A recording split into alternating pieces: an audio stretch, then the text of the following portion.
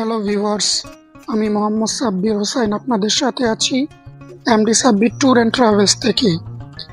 তো প্রতিবারের ন্যায় এবারও আপনাদের সামনে একটি নতুন ভিডিও নিয়ে আমি হাজির হয়েছি। তো আজকের ভিডিওতে আমি আপনাদেরকে দেখানোর চেষ্টা করব বাংলাদেশের অন্যতম একটি ম্যানগ্রোভ ফরেস্ট পূর্ব সুন্দরবনের কিছু ট্যুরিস্ট স্পট এবং সেই সাথে এর সকল ডিটেলসগুলো আমি এই ভিডিওতে আপনাদেরকে দেওয়ার চেষ্টা করব ইনশাআল্লাহ। সকলেই আমার এই ভিডিওটি ফুললি দেখার ট্রাই করবেন এবং সেই সাথে আপনি যদি আমার এই চ্যানেলে নতুন হয়ে থাকেন অবশ্যই আমার চ্যানেলটি সাবস্ক্রাইব করে পাশে থাকা বেল আইকনটি অন করে দিবেন। এবং আপনি যদি ফেসবুক পেজের থেকে দেখে থাকেন তাহলে অবশ্যই ভিডিওতে লাইক, কমেন্ট এবং শেয়ার করতে ভুলবেন না। তো চলুন কথা না বাড়িয়ে আমরা আমাদের এই ভিডিওটি শুরু করি।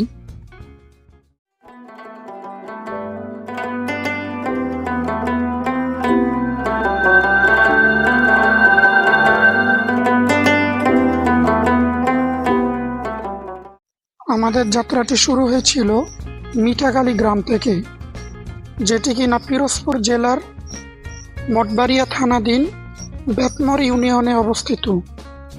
সেখান থেকে পার পারসন 20 টাকা করে একটি অটো ভ্যানে করে আমরা চলে আসি বড় মাছুয়া বাজার। আর এটি কিন্তু এখানকার একটি ফেমাস বাজার, প্রায় প্রতিদিনই এখানে বেচা কিনা খুব জমজমাট হয়ে থাকে।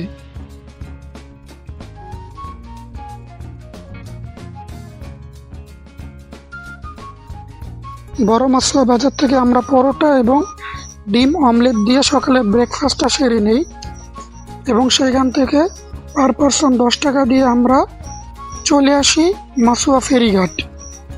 আর ফেরিঘাট পর্যন্ত আসতে আমাদের সময় লেগেছে প্রায় 5 মিনিটের মতো। হ্যালো ভিউয়ার্স, আমি এখন যে জায়গায় দাঁড়িয়ে আছি এটা হচ্ছে বড় মাছুয়া ফেরিঘাট। আর এটা হচ্ছে বলেশ্বর নদীর তীরে অবস্থিত। আর নদীর ওপারে কিন্তু রায়ন্দা উপজেলা, যেটা হচ্ছে বাগেরহাট জেলার মধ্যে পড়েছে। আর এখান থেকে কিন্তু সুন্দরবন অনেকটা কাছে। ইনশাল্লাহ আমি আপনাদেরকে দেখানোর চেষ্টা করবো, সাথেই থাকুন। আর এখন কিন্তু আমি বলেশ্বর নদীর তীরে দাঁড়িয়ে আছি। আর নদীর এপারে হচ্ছে বরিশাল ডিভিশন আর ওপারে হচ্ছে খুলনা ডিভিশন।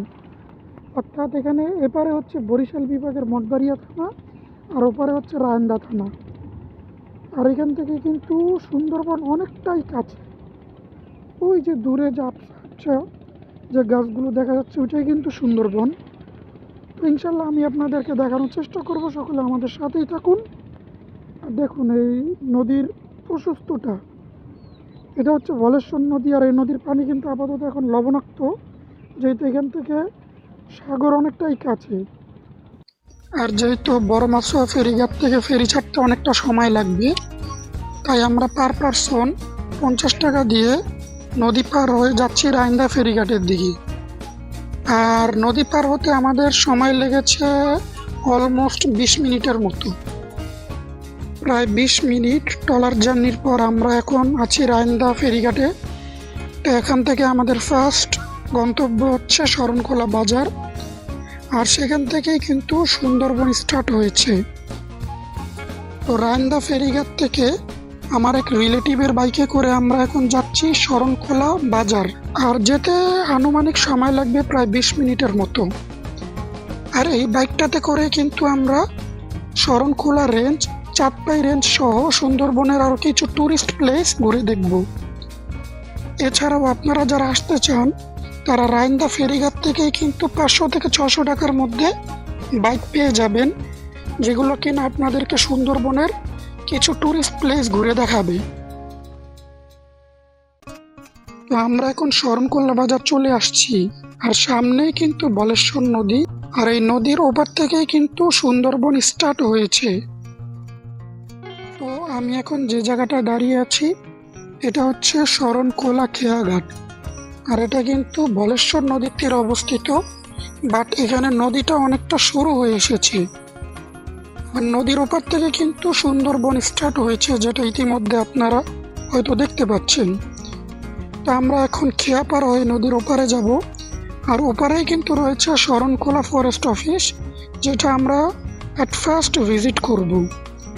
আর এছাড়াও কিন্তু আপনারা এখান থেকে কটকা কচিকালী সহ সুন্দরবনের আরও কিছু ট্যুরিস্ট স্পট ঘোরার জন্য অসংখ্য নৌযান পেয়ে যাবেন, যেগুলোর মাধ্যমে আপনারা সুন্দরবনের নৌ ভ্রমণের স্বাদ নিতে পারবেন। তো আমরা পার পারসন 20 টাকা দিয়ে নদী পার হই। আর এটি কিন্তু ফরেস্ট অফিসের জেটি ঘাট। আর এখানেও কিন্তু সুন্দরবনের নৌ ভ্রমণ করার জন্য ছোট বড় মাঝারি অসংখ্য নৌযান আপনারা পেয়ে যাবেন।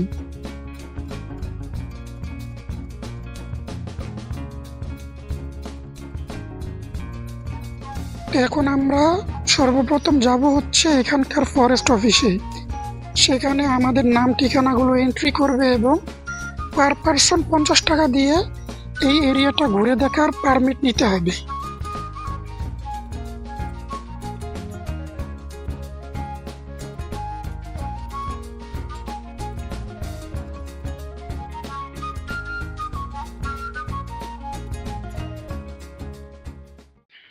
আমরা এতক্ষণ ফরেস্ট অফিসে ছিলাম, তো সেখানে কিন্তু আমাদের পার পারসন 50 টাকা দিয়ে একটা রিসিপ্ট নিতে হয়েছে এবং আমাদের নাম ঠিকানা কিন্তু তারা এন্ট্রি করে নিয়েছে। তো এগুলো সব ফর্মালিটিস কমপ্লিট করে কিন্তু আমরা এখন ঘুরতে বের হয়েছি। আর এটা হচ্ছে বনের ভিতরের অংশ, যেহেতু এটা ফরেস্টের আওতাধীন, ফরেস্ট অফিসের আওতাধীন। তো সেক্ষেত্রে কিন্তু এর চারিদিকে মোটামুটি অনেকটা ডেকোরেট করা রয়েছে। আমরা এখনও মূল বনে যাইনি, তো সেখানে গিয়ে আপনাদেরকে ইনশাল্লাহ সকল কিছু দেখানোর চেষ্টা করব। সবাই আমার সাথেই থাকুন। এখানে আসার পরে যা মনে হলো যে সকাল থেকে এই পর্যন্ত মনে হয় আমরাই সর্বপ্রথম ট্যুরিস্ট এখানে এসেছি। তেমন কাউকে আর দেখতে পেলাম না। কেমন জানি জায়গাটা জনমানব শূন্য মনে হচ্ছে আমাদের কাছে।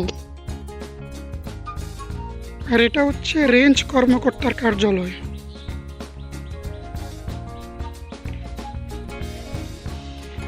আর আরেকটু সামনেই কিন্তু রেঞ্জ কর্মকর্তার বাসভবন। চলুন সামনে গিয়ে আপনাদেরকে একটু দেখাই। আর এটা হচ্ছে রেঞ্জ কর্মকর্তার বাসভবন। এই বাড়িতেই তিনি বসবাস করেন।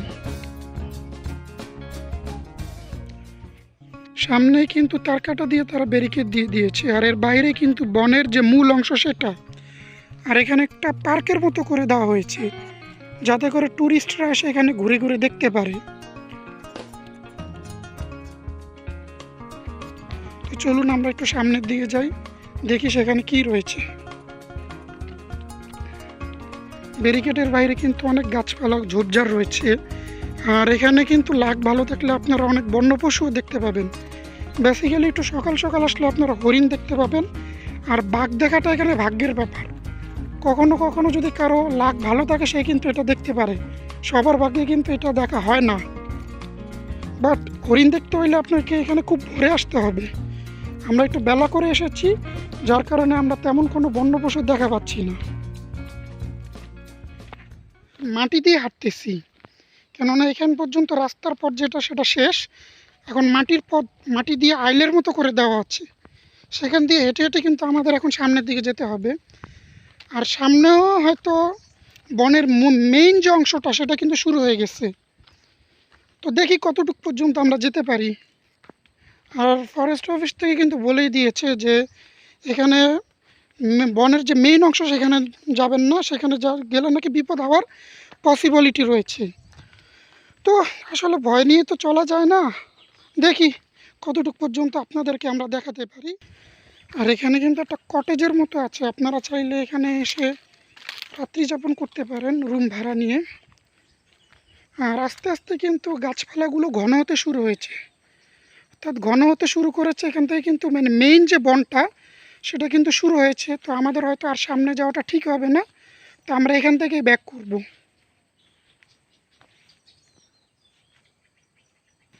আর এখানে কিন্তু জায়গায় জায়গায় এভাবে ডাস্টবিনের ব্যবস্থা করা আছে। তো আপনাদের কাছে অনুরোধ, আপনারা এখানে এসে যেখানে সেখানে ময়লা না ফেলে নির্দিষ্ট যে ডাস্টবিনগুলো দেওয়া আছে সেখানে ফেলবেন। কেননা এগুলো আমাদের প্রাকৃতিক সম্পদ, এগুলো রক্ষা করা কিন্তু আমাদেরই দায়িত্ব। আমাদের কোনো কারণে যেন এগুলো নষ্ট না হয় সেদিকে আমাদের একটু খেয়াল রাখতে হবে। আর সামনেই কিন্তু ভলেশ্বর নদী বয়ে গিয়েছে। আপনাদের যদি একটু সামনে গিয়ে দেখাই তো সেক্ষেত্রে আপনারা দেখতে পাবেন। আর নদীর ওপারেও কিন্তু সুন্দরবন, বাট ওইখানে যাওয়ার ব্যাপারে অনেকটা রেস্ট্রিকশন রয়েছে, ওইখানে যে কেউ চাইলে কিন্তু যেতে পারবে না।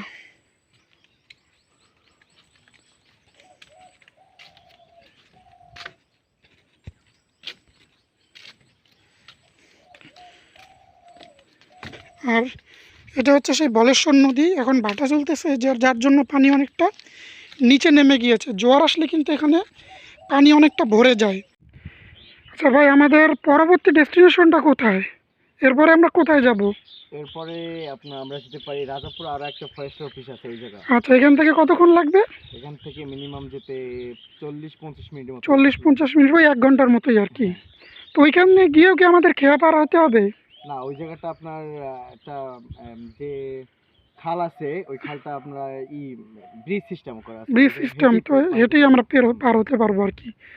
আচ্ছা, তো নদীর ওপারে তো আর যাওয়া যায় না, না? নদীর ওপারে একটু রিস্কি জোন আর কি। হ্যাঁ, রিস্কি জোন। ওই জায়গা সেফটি ছাড়া যাওয়া যায় না। সেফটি ছাড়া যাওয়া যাবে না। আচ্ছা, ঠিক আছে। তো কিছুক্ষণ শরণখোলা ফরেস্ট অফিসটা ঘুরে দেখার পর আমরা আবারও জেটি ঘাটে চলে আসলাম, এবং সেখান থেকে নৌকা দিয়ে নদী পার হয়ে আমরা শরণখোলা বাজার চলে আসি। এখন আমাদের পরবর্তী গন্তব্য হচ্ছে সুন্দরবনের আরেকটি ট্যুরিস্ট প্লেস, চাঁদপাই রেঞ্জ। আর এখান থেকে চাঁদপাই রেঞ্জ যেতে আমাদের সময় লাগবে প্রায় 1 ঘন্টার মতো। তো শরণখোলা বাজার থেকে আমরা মোটরসাইকেলে করে চাঁদপাই রেঞ্জের উদ্দেশ্যে রওনা দিচ্ছি। আর এখানকার রাস্তাঘাটটা তেমন একটা সুবিধার নয়, যার কারণে অনেক ঝাঁকুনি লাগছিল মোটরসাইকেলে। আর চাঁদপাই রেঞ্জে যাওয়ার পথে একটি সুন্দর দৃশ্য আমাদের নজরে পড়লো, যার কারণে আমরা মোটরসাইকেল থেকে নেমে পড়লাম সেটা দেখার জন্য। সামনেই বলেশ্বর নদী, আর নদীর উপর থেকে কিন্তু সুন্দরবনের খুব সুন্দর একটি ভিউ আমাদের নজরে আসছিল, যেটা দেখতে সত্যিই খুব মনোমুগ্ধকর লাগছিল। জাস্ট এখান থেকে আপনারা নদীর ওপারে সুন্দরবনের ভিউটা দেখেন, কতটা সুন্দর লাগছে এখান থেকে দেখতে। আর নদীটা কিন্তু অনেকটা সরু হয়ে এসেছে, আর যেহেতু ভাটা চলতেছে পানি কিন্তু অনেক কম। আর এখান থেকে কিন্তু ওপারের ভিউটা কিন্তু খুব জোশ লাগতেছে। আমি যদি আরেকটু সামনে থেকে আপনাদেরকে দেখাই, আর এখান থেকে কিন্তু হরিণের পায়ের ছাপগুলো আবছা আবছা দেখা যাচ্ছে। জানি না আমি এই ভিডিওতে কতটুকু দেখাতে পাচ্ছি।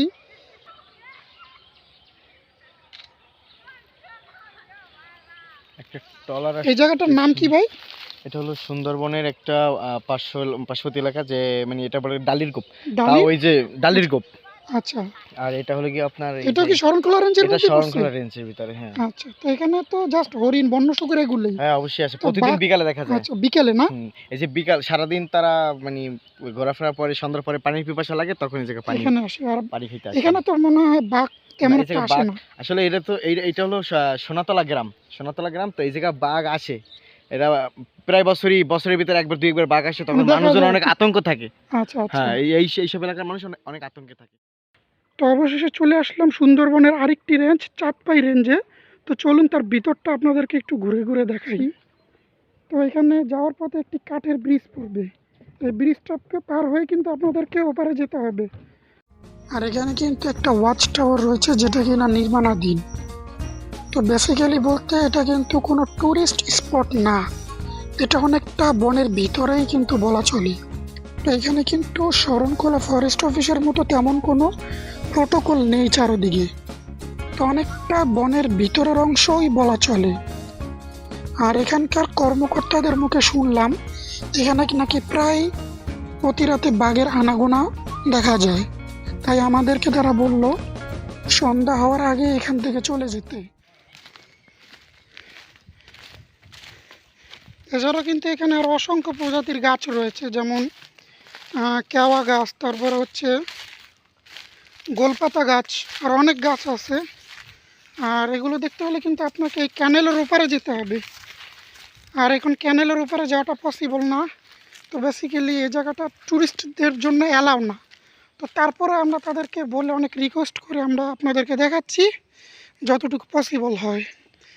আর এই খালের ওপরেই কিন্তু মেইন বন শুরু, আর এখানে কিন্তু প্রায় বাঘ আসে। এখানে কর্মকর্তাদের সাথে কথা বলে তারা বললো এখানে কিন্তু প্রায় বাঘ দেখা যায়। তো এখানে আসলে একটু সেফলি থাকতে হবে।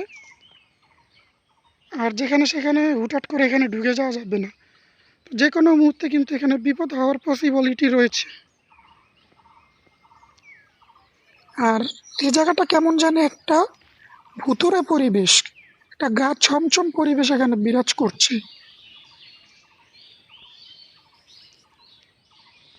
মানে এটা পর্যটন স্পট না। আচ্ছা, তার মানে যে কোনো সময় এখানে বাঘ চলে আসতে পারে, নিরাপদ না আর কি, সেফ না জায়গাটা।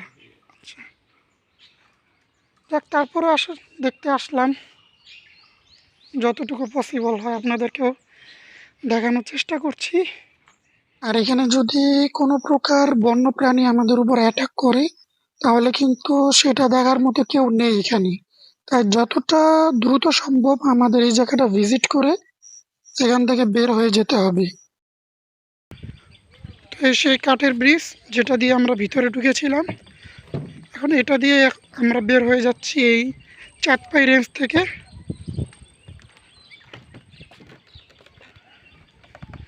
আর এখন কিন্তু আস্তে আস্তে জোয়ার আসতেছে, যার কারণে পানি কিন্তু অনেকটা উপরে চলে আসছে। আর যখন আসছিলাম তখন ভাটা ছিল, আরও নিচে ছিল পানি।